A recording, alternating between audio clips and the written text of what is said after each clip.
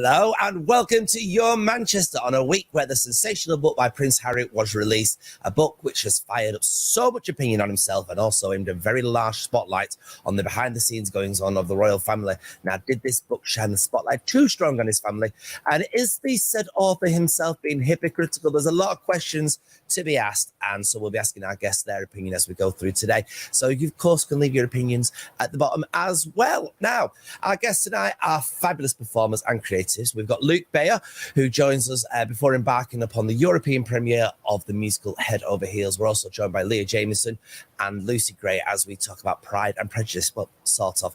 And the fantastic writer Harriet Madely joins us to talk about what was known as the trial of the century. All this plus a look at the most famous daytime soap actress, the legend Noele Gordon, and of course Hayley has the latest films, and Paul is on yet another ramble. So loads going on for you.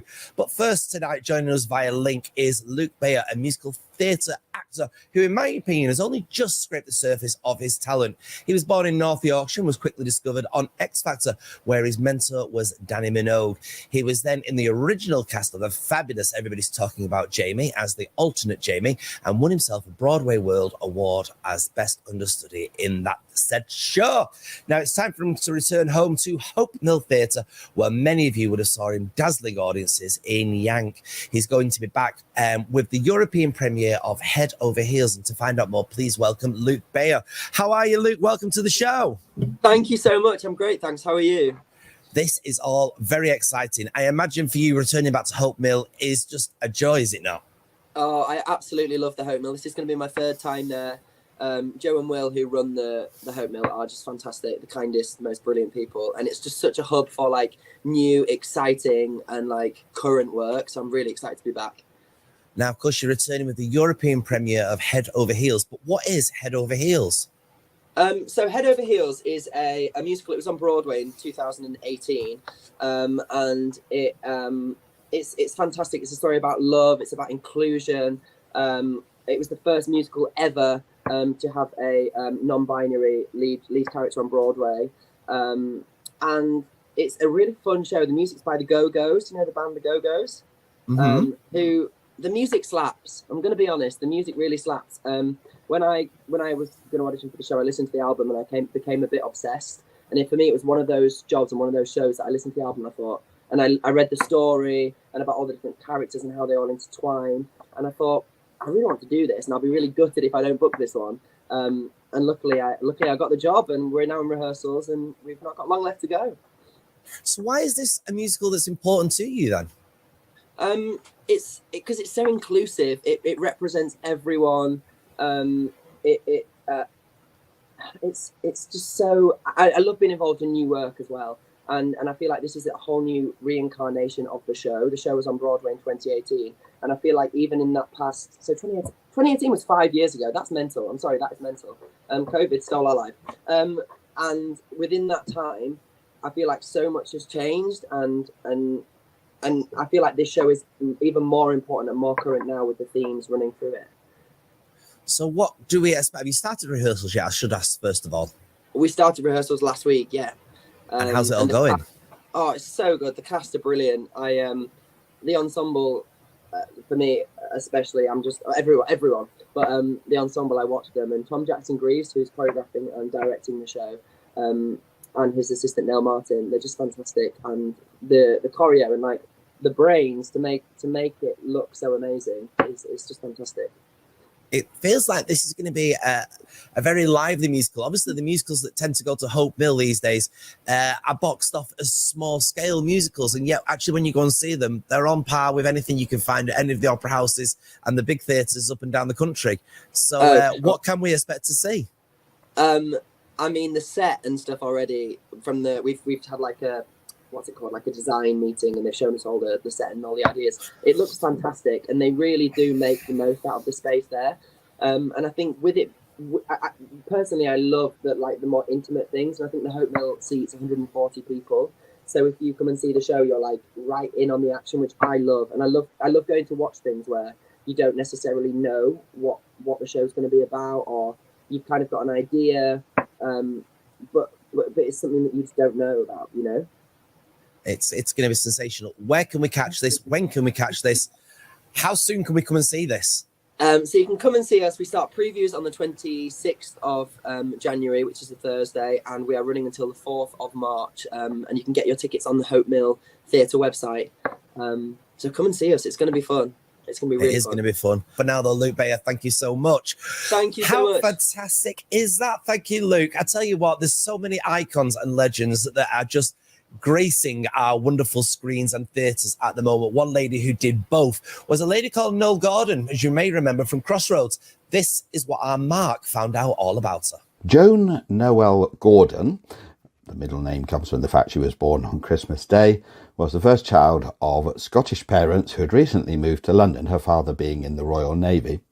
She made her stage debut at the East Ham Palace Theatre in East London at the age of just 2.5. After school, she would win a scholarship to go to RADA. Repertory theatre followed, and she made her West End debut in the revue Let's Face It. She did over 1,000 performances on stage in the musical Brigadoon and appeared in the Royal Command performance in 1949. She'd appear again in 1981. She played Principal Boy at the London Palladium and indeed visited all the principal theatres around the UK. We, of course, know her more for her role on television and principally the daytime soap opera Crossroads. But one thing perhaps people don't know so much about her is that she was the first person to appear on colour television in this country. And that's because she worked with John Logie Baird in his experiment. She would appear on stage in repertory theatre during the day. When she'd finished at night, a chocolate-coloured Rolls Royce would come and pick her up and take her off to these sort of studios where Logie Baird and his team of technicians would have a talk to the camera so that they could experiment with colour. To do this, she had to wear very brightly coloured clothes and hats, which were specially made for the process, and at times she even had to paint green stripes on her face so that they could try and get the colour right, you see. But anyway, she took part in those experiments for about 6 months, and as such was a pioneer in television. But as I said before, it's probably ATV and Crossroads that we most remember her for. Noele was employed by ATV to get the channel ready for going on air for the very first time in 1956, and she worked behind the camera developing programme ideas and working in production. She only ended up in front of the camera when they needed to put together an emergency programme, and that became Tea with Noele Gordon, which she did over 2,000 episodes for. In 1964, the channel decided to launch its own daily soap opera, Crossroads, and she was taken on as the first and only permanent cast member. All the other cast members were on temporary rolling contracts. Her character, the owner of the motel, was Meg Richardson, became later episodes as Meg Mortimer. She won the TV Times Most Loved Actress Award an incredible 8 times, and she became a stalwart of British television, appearing in thousands of episodes until she left in 1981, returning in 83 for a brief sojourn. But yes, her departure in 81 was rather controversial. She was sacked by the new owners of ATV, Carlton Television, who we now believe were intending to axe the whole show, and they hoped that with her departure, viewers would turn off and make what might have been a controversial decision rather easier. She went on to appear in stage shows around the world, tours of things like Call Me Madam, Gypsy, and so on. And she's still remembered today as the queen of daytime soap. One of her co-stars, Tony Adams, said, "There has never been a star of Crossroads. However, Noele was Crossroads." Her life story is being touched upon in an ITV drama, and no doubt we'll hear more about her in that. But until then, excuse me. Hello, Crossroads Motel. I must take this, it's a booking for one of the suites. Back to the studio. I can do that, yes. Well, thank you, Mark. Now, Pride and Prejudice is a beautiful love story from Jane Austen, and everybody knows the story and the characters from the 18th century wonderful novel, everybody. So what could possibly go right or wrong with this classic being given to writer Isabel MacArthur? What happens is an Olivier Award-winning play is brought to you, and we, the audience, are treated to one amazing night out in what I described as a newly digestible version of that classic. And joining us now are cast members Lucy Gray and Leah Jameson. Welcome to the show. Thank you. Hi, thank you for having us. You'll have to explain to me, this has been altered, changed the story. What is it that we're seeing that would be different from, say, the original? Well, it's still the same story, and it's still all the characters that, if you know the novel, you'll know and love. But we're just telling it in a slightly different way. As you say, perhaps more digestible to most people. Oh yeah, with a little bit of karaoke thrown in there just to top it off. Sorry, karaoke in a Jane Austen. Explain more about that for me. So the wonderful way that Isabel MacArthur has created this show is it's wonderful for both people that already love the story and people that are coming in having no idea of what's going on and who these characters are. So we have some gorgeous songs. We do You're So Vain, and we've got Holding Out for a Hero, and a few more. We won't tell you all of them, so you can be surprised when you come to the show. But really, really cool karaoke songs thrown in there. And of course, this is synonymous for being one quite amazing, if slightly comical, love story. Is that all still within this version? Oh yeah, absolutely. You still get to watch Elizabeth Bennet and Fitzwilliam Darcy fall in love with each other against all their better judgments, and yeah, it's all still the same story. If you love Colin Firth, I'd recommend coming along. Keira Knightley, it's all in there, but it's just told with a bit more fun. It sounds, I mean, things need re-envisioning occasionally, don't they? So, I mean, why not with Jane Austen's things? We get in the costumes and everything in this as well that we are familiar with. Oh yeah, so in the cast, there's only 5 of us, and we play all of the characters. So wow.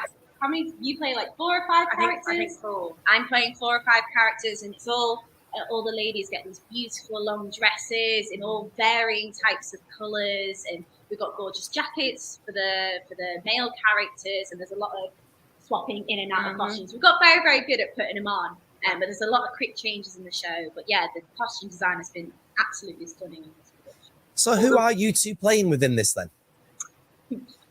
I play everyone. You play everyone. Lydia Bennet, Mary Bennet, who are 2 of the younger Yes. sisters. I also play Mr. Collins, who is the kind of disgusting, horrible parish pastor man who tries to marry Elizabeth. No, I have no strong feelings about the character. And I also play Mrs. Gardner, who's the lovely, kind aunt. And I think that might be it. Everyone. Yeah. And you play. I'm the Bingleys, brother and sister, and I'm also Charlotte Lucas as well. And Izzo wrote a beautiful storyline for Charlotte in the queer reimagining of her as a part, which is an amazing thing. So yeah, it is. Now, Pride and Prejudice. Then, I have been going on quite a lot through this interview that people must know it. If they don't know the story of this, what, in a nutshell, is the story of Pride and Prejudice? Go on. So you have a family, the Bennets, and their mother, Mrs. Bennet, is very keen on getting some daughters married off, because if they don't get the daughters married off, and they lose everything when Mr. Bennet dies. And the entire story is about our romantic lead, Liz Bennet, falling against her better judgment, madly in love, whilst Mrs. Bennet is also trying to manage all of her daughters getting married off perfectly to tie off the nice neat bow. That's what I'd say, maybe. Yeah, that was quite a good summary. Nice try. Very good summary, in fact. Yeah, very good summary. Very, very good indeed. And why do you think it's become a classic, this story, then? Why is it a classic? I think it's so easy to relate to these characters, even though this was written 200 odd years ago. It's still so many themes and topics in the show are still things that we're experiencing today. We're still experiencing gender equality, class issues, And then there's such universal things like love. And Elizabeth Bennet and Mr. Darcy are two very, very strong-willed characters. And the reason that we have such a rocky love story is because they just don't flip in, tell each other that they love each other. And I think we've all experienced something along those lines. So yeah, it's just so universally. I'm looking forward to this one. I think it's going to be absolutely epic and different and new. Where can we find this and when? So we're at the Lowry next week, Lowry in Salford on Thursday, Friday and Saturday.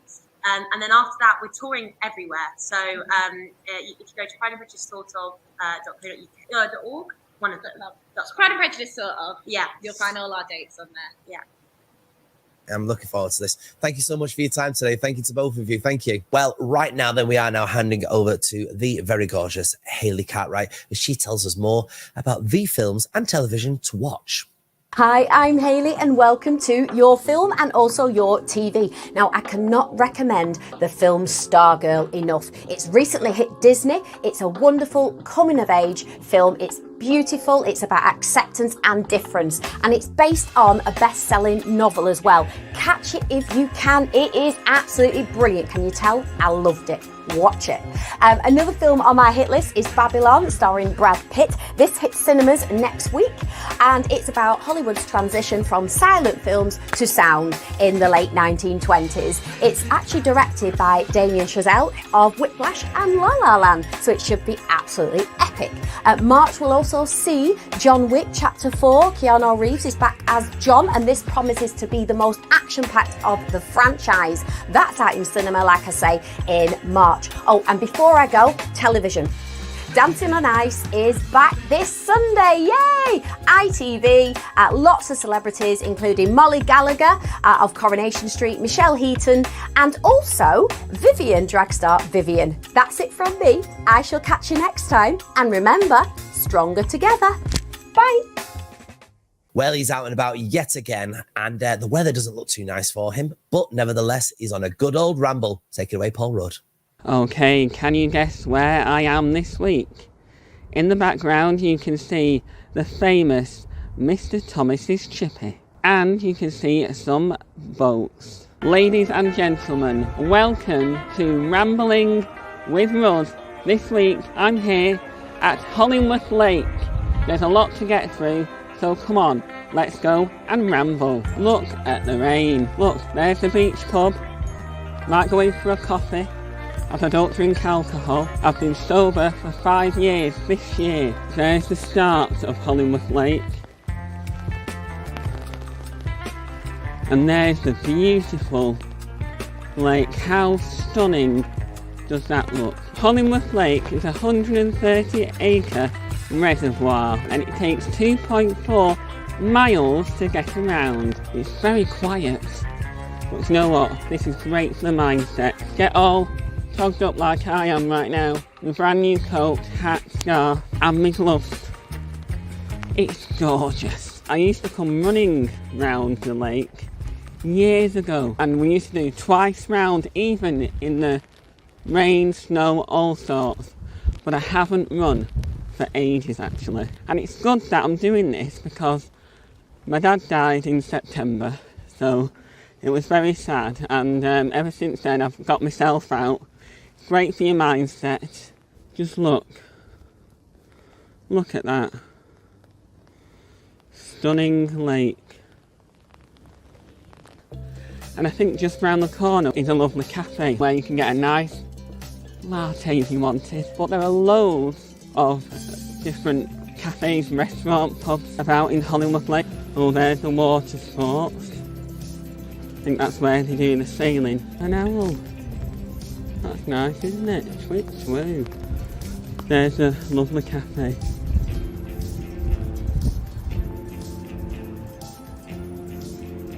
Stunning views. Over here, there is a children's playing area. So Hollingworth Lake is definitely family friendly. Surprised myself, been out at the weekend at the theatre, 2 meals out, and get rambling with Rudd. That's me, Paul Rudd. I hope you've enjoyed my trip round Hollingworth Lake this week. Just wear live for you next week. I'll be going up and down Greater Manchester, finding you the best walks. And there is a walk for everyone. So put your best foot forward and get rambling with Rod. Until next time, back to the studio. Well, how fantastic is that our Rudd rambling about now? In December of 1922, a 28-year-old lady called Edith Thompson was put on trial for inciting her husband's murder. Now, 12 people literally had her life in their hands, and the verdict inspired a petition that was signed by nearly 1 million people. Now, I know 1 million people doesn't sound that much at present with social media and everything, but imagine 1 million people having a passion for this lady back in 1922. Now, excuse me, there is a new play called Edith coming to the Lowry very, very soon, and the writer of this joins us now. Welcome, Harriet Madely. How are you? Hi, I'm good. How are you? This, I have to say, has excited me somewhat, because it's quite fascinating to think that 1 million people got behind this lady. Can we give the verdict away? Does that affect the story at all? Well, I think we can, yeah, because it's a big part of why her story is so important. She was found guilty of the crime.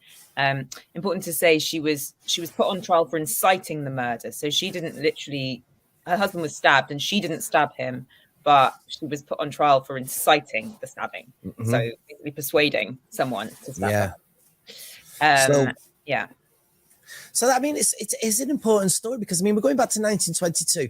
People were a lot more verbally passionate back in them days. And 1 million people signing this petition. How did 1 million people come to find out about this?